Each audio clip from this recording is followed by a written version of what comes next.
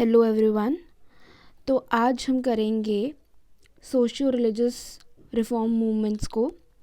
तो देखो, आज का जो इंडिपेंडेंट इंडिया हमें मिला हुआ है, इसके पहले हमें पता है there were large scale movements, revolutions, rallies, political organizations और ऐसी काफ़ी लार्ज स्केल पे चीज़ें हुई हैं।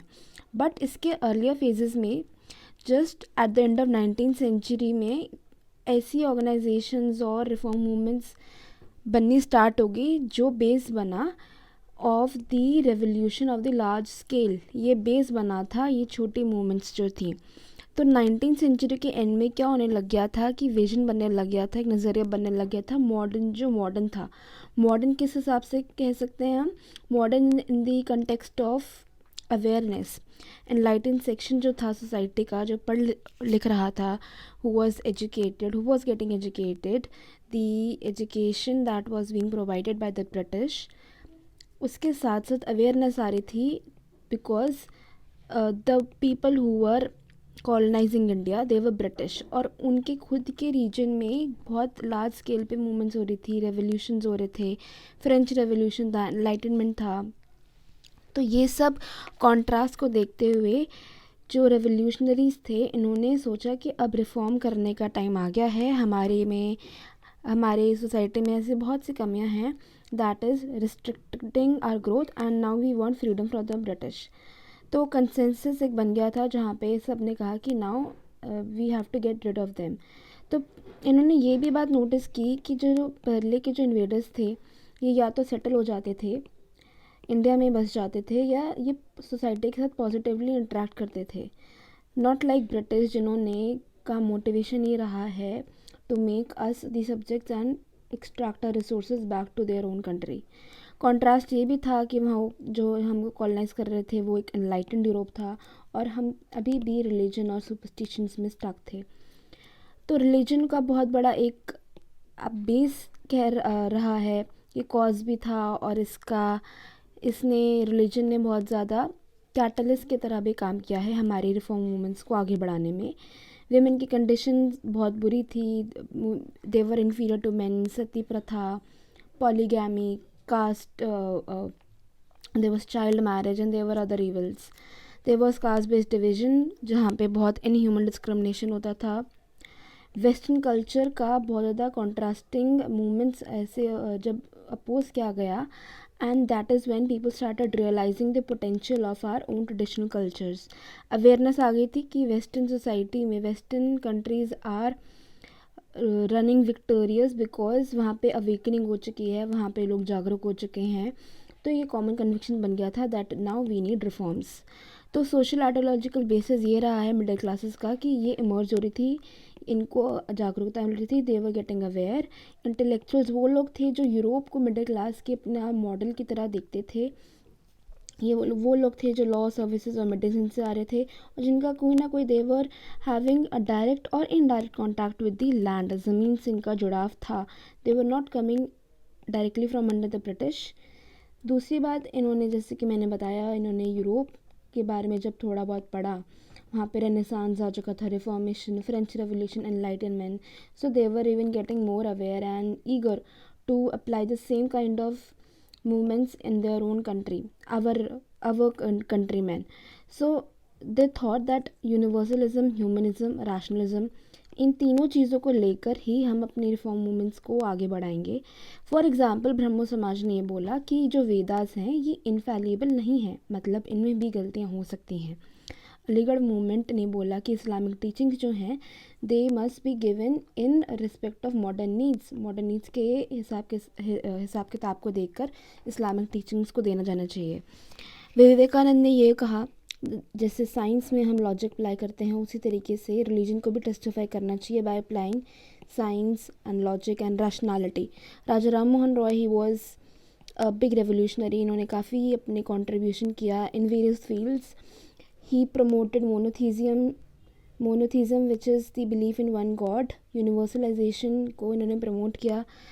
Also very important point to note is that there was not a total breakup with religion से पहले के phases में at least रिलीजन से ब्रेकअप नहीं हो पाया था। वाई? बिकॉज जितने भी ईवल्स है सोसाइटी में, पहले वो विमेंस पोजीशन ले लो या कास्ट ले लो या फिर रिलीजन डिवीजन ले लो, इनका सैंक्शन जो था ये रिलीजन से ही मिलता था कि रिलीजन ने कह दिया तो that is why we are justifying, ये जस्टिफाई हो रहा है जो हो रहा है। तो एम क्या था? Aim was to create an alternative cultural identity, एक ऑल्टरनेट कल्चरल आइडेंटिटी बने जो कि रूढ़िवादी ना हो, which is not so much into the depth of theory, एक थ्योरी बेस ना हो, और रीजनरेट करना है ट्रेडिशनल इंस्टीट्यूशन को। तो इन्हीं को जब आगे बेस बनाया तो ये किस तरीके से मैनिफेस्ट हुआ? ट्रेडिशनल नॉलेज, अपनी ही नॉलेज को आगे प्रमोट करके, वर्नाकुलर लैंग्वेजेस का यूज़ करके, आर्ट एंड कल्चर को लेकर और डिफेंड करके अपने खुद के रिलीजन को। तो ये रिफॉर्म मूवमेंट्स आगे दो स्ट्रीम्स में बढ़ गई। कौन कौन सी थी? एक थी रिफॉर्मिस्ट, सुधारक, जिसको सुधार कहते हैं हिंदी में, और थी रिवाइवलिस्ट विच इज़ पुनर्जन्म। तो रिफॉर्मिस्ट में आगे हमारे ब्रह्मो समाज, प्रार्थना समाज, अलीगढ़ मूवमेंट, और रिवाइवलिस्ट में आगे आर्य समाज और दियोबंद। इन दोनों ही मूवमेंट्स में डिफरेंस रहा है to the degree of lost purity this sort form, कितना ये प्योरिटी को अपनी संजो के अपने पास रखना चाहते हैं, and the degree on which they relied on tradition, tradition पे कितना कितना ज़्यादा ये निर्भर करते हैं। जैसे कि रिफॉर्मिस्ट जो हैं ये ज़्यादा मॉडर्नाइज थी, और revivalist they were more, these movements were more link to tradition and they were more orthodox. So direction reform movements को किसने दी? इक्वालिटी जैसी चीज़ों ने, इक्वालिटी जैसा जो कंसेप्ट था कि एवरीवन शुड बी इक्वल, इसने इंस्पायर किया लोगों को to move forward their idea of reforms, because all of them were linked with the religion, so they drew their legitimacy from it. तो अर्लियर फेजेस में as I told you, religion से नहीं इन्होंने अपना नाता तोड़ा। आगे जाके जो रिलीजन रिफॉर्म मूवमेंट्स थी वहाँ पर ज़रूर था कि रिलीजन से इन्होंने अपना जो लिंक था वो तोड़ लिया था, क्योंकि they adapted more secular approaches. तो later reform movements they also were linked to lower strata. Earlier they were only link to upper strata, सिर्फ अपर स्टेटा को ही प्रमोट या फिर अट्रैक्ट कर पाए अपनी तरफ। ठीक है, ये तो हमने बेस देख लिया। अब हम देख लेते हैं विमेन के केसेस में क्या क्या इनिशिएटिव्स लिए गए, कौन से यहाँ पे पर्सनालिटीज़ थी, कौन सी ऑर्गेनाइजेशंस थी। So as we all know they were low, inferior to man, the women, okay. Purdah system, early marriage, sati होती थी, women, widow women were not allowed to get remarried, and so everybody thought कि better place women will lead to reformed man and better homes. तो abolition of sati पहला हमारा point है। हम करेंगे abolition of सती, फिर हम करेंगे female infanticide, widow remarriage करेंगे हम third, then we will do child marriage fifth, and the six one is education, और सेवन्थ हम करेंगे विमेंस ऑर्गेनाइजेशन। तो पहला हम करते हैं रिफॉर्म मूवमेंट्स सती के से रिलेटेड। तो सती में Raja Ram Mohan Roy is the revolutionary figure. इनके इनिशिएटिव से गवर्नमेंट ने बंगाल में सती को बैन कर दिया था, regulation act of 1829। It was later applied to reform in modified forms in Madras and Bombay also, लेकिन इसको ज़्यादा स्ट्रिक्टर फॉर्म में नहीं अप्लाई किया गया, because it was drawing agitation from people. लोग ज़्यादा रिवोल्ट करने लग गए थे, ऑर्थोडॉक्स लोग, कि नहीं सती तो आनी ही कंटिन्यू होनी चाहिए, because that is what our religion says. Female infanticide के कंटेक्स में क्या हुआ था? बंगाल रेगुलेशन एक्ट में 1795 और 1804 में इसको इलीगल करार दे दिया गया था। So at the end of 1700s, early 1800s, ये ईयर याद रख लेना, बिकॉज अब ईयर बेसिस पे प्रीलिम्स के क्वेश्चन फॉर्म होने लग गए हैं। ठीक है, तो 1870 में 1870s में एक्ट लाए गए जहाँ पे कंपलसरी हो गया था to register all the births, okay. और कुछ सालों तक आपको अपने जो बच्चा है, whether it's a girl child, specially it's a girl child, तो आपको बार बार जाके टाइमली पीरियडिकली जाके you have to get yourself register. Widow remarriage में देख लेते हैं पर्सनालिटीज़ एंड ऑर्गेनाइजेशन। ऑर्गेनाइजेशन का भी एक ही नाम देखेंगे, विच इज़ ब्रह्म समाज। पर्सनालिटीज़, पहला है Pandit Ishwar Chandra Vidyasagar, who was the principal of Sanskrit college. इनके इनिशिएटिव से Hindu widow remarriage act 1856 came into being. इन्होंने वैदिक टेक्स्ट को साइट किया था अपने आइडिया को वैलिडेट करने के लिए। सेकंड इज़ विष्णु शास्त्री पंडित, और इन्होंने विडो रीमैरिज एसोसिएशन 1850 में लाए थे ये। करसोन दास मुलजी इन्होंने लिखी थी। सत्य प्रकाश गुजराती में। डी के Karve himself married a window, he was the secretary of window remarriage association. इन्होंने विडोज होम खोला था for high cast women. Now that is an important point कि इन्होंने हाई कास्ट वुमेन के लिए विडोज होम खोला था, बिकॉज एट टाइम्स क्या होता है कि प्रीलिम्स में ऐसे क्वेश्चन फॉर्म कर देते हैं कि ओनली हाई कास्ट वुमेन, तो हमको लगता है कि नहीं, इसलिए हाई कास्ट वुमेन तो नहीं हो सकता सिर्फ, बट यहाँ पे हाई कास्ट वुमेन के लिए ही हैड ओपनड अ होम। फिर है Veeresalingam Pantulu in Madras, B M Malabari, Narmada Shankar Lalshankar Dave, J justice Govind Mahadev Ranade and K Natarajan. तो ये हो गई हमारी पर्सनालिटीज़ जिनका कंट्रीब्यूशन रहा है इन विडो रीमैरिज। फिर हम देख लेते हैं चाइल्ड मैरिज में क्या क्या इनिशिएटिव्स लिए गए। सो यहाँ पे ज़्यादातर हम एक्ट्स को ही देखेंगे। नेटिव चाइल्ड मैरिज एक्ट लाया गया था 1872 में। एक लेजिस्लेटिव एक्शन था ये, but it had a limited impact. B M Malabari who was a Parsi reformer, इनके कोशिशों से, इनके एफर्ट से एज ऑफ कंसेंट एक्ट 1891 में मिनिमम एज 12 साल कर दी गई थी लड़कियों के लिए। शारदा एक्ट आया था 1930 में, and this increase the age minimum to 14. Child Marriage Restraint Amendment Act of 1978, that is the last point. Education में देख लेते हैं औरतों के लिए क्या किया गया था। पर्सनालिटीज़ एंड ऑर्गेनाइजेशंस, इसी में डिवाइड करके करेंगे। तो पहला देख लेते हैं कि Christian missionaries were the initiators, जिन्होंने कैलकाटा में फर्स्ट फीमेल जुवेनाइल सोसाइटी को खोला था।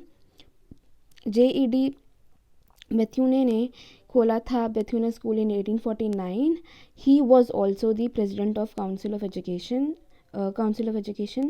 देन हम अपनी थर्ड अपना ऑर्गेनाइजेशन या एक्ट की तरफ देखते हैं, that is Charles Wood dispatch on education 1854।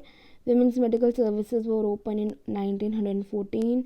1916 में Lady Hardinge college medical college was opened. Dufferin Hospitals for Women was opened in 1880s. All India Women Conference in 1927. ये हो गई हमारी एक्ट या फिर ऑर्गेनाइजेशन। अब हम नज़र डालते हैं यहाँ पर पर्सनालिटीज़ में। पहले हमने देख ही लिया, JED बेथ्यूने ने अपना बेथ्यूने स्कूल खोला था 1849 में। Then Pandit Ishwar Chandra Vidyasagar, he was in charge of at least 35 girls school. DK Karve हमने ऊपर भी देखा था, इनका widow remarriage association and he had himself married a widow, ये तो हमने देख लिया। एजुकेशन इनका क्या था, he had opened India's women university in 1916। 1916 में ही Lady Hardinge college medical college भी खुला। फिर है जगन्नाथ शंकर सेठ, फिर है भाऊधाजी Sarojini Naidu, another important figure. She was the president of Indian National Congress in 1925 and governor of United Provinces. Women's organization की तरफ एक बार नज़र डाल लेते हैं। पहला है Bharat Shri Mahamandal by Sarla Devi in 1910। Lady social conference by Ramabai Ranade. Hindi में लेडी सोशल कॉन्फ्रेंस का अनुवादित, नॉट प्रॉपर बट इसको हिंदी में बोलते हैं भारत महिला परिषद। Lady social conference was also इसकी पेरेंट ऑर्गेनाइजेशन थी, नेशनल सोशल कॉन्फ्रेंस। आर्या महिला समाज was open by Ramabai Ranade. Lady Dufferin college भी इन्हीं के एफर्ट से आई थी। रमाबाई रनाडे के एफर्ट से इन्होंने प्लीड किया था before the English education commission, and that is how lady Dufferin college came into being. Then national council of women, एक नेशनल ब्रांच थी इंटरनेशनल काउंसिल ऑफ वुमेन की। मेहरीबाई टाटा का इसके काउंसिल के खुलने में कंट्रीब्यूशन रहा है। Cornelia Sorabji was the first lady barrister. Tarabai Premchand, Shafi Tyabji, Maharani Sucharu Devi who was the daughter of Keshav Chandra Dev. Although critics ने यह बोला है कि जो इनका स्टाइल रहा है इन सारी ऑर्गेनाइजेशंस का, ये काफ़ी अपर क्लास सेंट्रिक रहा है। ठीक है, मार्गरेट कजन्स देख लेते हैं। Margaret Cousins were the founder of all India women's conference in 1927। 1927 में India all India women conference came into being, जिसके फाउंडिंग मेंबर्स थे हमारे महारानी चिमनाबाई गायकवाड़, रानी साहिबा ऑफ संघी, सरोजनी नायडू, कमला देवी चट्टोपाध्याय, लेडी दोराब टाटा। फिर हम कास्ट की तरफ एक बार देख लेते हैं। Caste which was divided on the basis of chaturvarna system. यहाँ पे देखो इनिशिएटिव पहले ही ले लिया गया था इनडायरेक्टली बाय द ब्रिटिश, जब इन्होंने प्राइवेट प्रॉपर्टी का कंसेप्ट लाए। इससे क्या हुआ, जब प्राइवेट प्रॉपर्टी का कंसेप्ट लाए तो जो ज़मीन थी, अब they were not only constraint, the land was not only constraint to the upper caste people, lower caste people could also now have hands over it। तो अर्बनाइजेशन हुआ, अलग अर्बनाइजेशन से क्या हुआ, लोग जब मोबालाइजेशन किया लोगों ने रूरल से अर्बन सिटीज़ में, तो कास्ट वहाँ पे डाइल्यूट हो गई थी। अब it was not that strong. Concept of equality was brought in by the British. Caste panchayat से जुडिशल पावर्स ले लिए गए थे। Administration it was now open to all the castes. Movements organization की तरफ देख लेते हैं। ब्रह्मो समाज, आर्य समाज, प्रार्थना समाज, थियोसॉफिस्ट, सोशल कॉन्फ्रेंस, इन पांचों के नाम अच्छे से याद कर लो। इनका कैसे रहा है, इन्होंने कहा कि एजुकेशन मिलनी चाहिए सभी कास्ट्स को, एंड रिस्ट्रिक्शन जो है from the lower castes people getting education, that should be removed. Many, अच्छा यहाँ पे बहुत इंपॉर्टेंट पॉइंट ये है कि ऐसी ऑर्गेनाइजेशंस भी रही हैं जहाँ पे जिन्होंने डिफेंड किया है चतुर्वर्णा सिस्टम को, लेकिन कास्ट डिस्क्रिमिनेशन को क्रिटिसाइज़ किया है, जैसे कि हमारी होगी आर्य समाज। गांधी जी ने खोली थी ऑल इंडिया हरिजन संघ। ज्योतिबा फूले ने स्कूल्स खोले थे। अंबेडकर ने ये काफ़ी इनिशिएटिव्स लिए थे। देखो इन्होंने ओपन किया all India scheduled castes federation. इनके स्ट्रगल से special representation act, NGOI act of 1935। He also led Mahar satyagraha. इन्होंने इस्टेब्लिश की थी Bahishkrit Hitakarini Sabha in 1924, and it also burnt Manusmriti along with other fellow members. फिर है Maharaja of Kolhapur who had led a non Brahmin movement to southern states, और इस movement को join किया था रेड्डीज ने, कामाज ने और विलालाज ने। दो और नाम देख लेते हैं, EV रामास्वामी नायकर और सेल्फ रिस्पेक्ट मूवमेंट, जिन्होंने EV रामास्वामी नायकर ने सेल्फ रिस्पेक्ट मूवमेंट को लीड किया था साउथ इंडिया में, and Shri Narayan Guru in Kerala. So that is all for today. Thank you so much.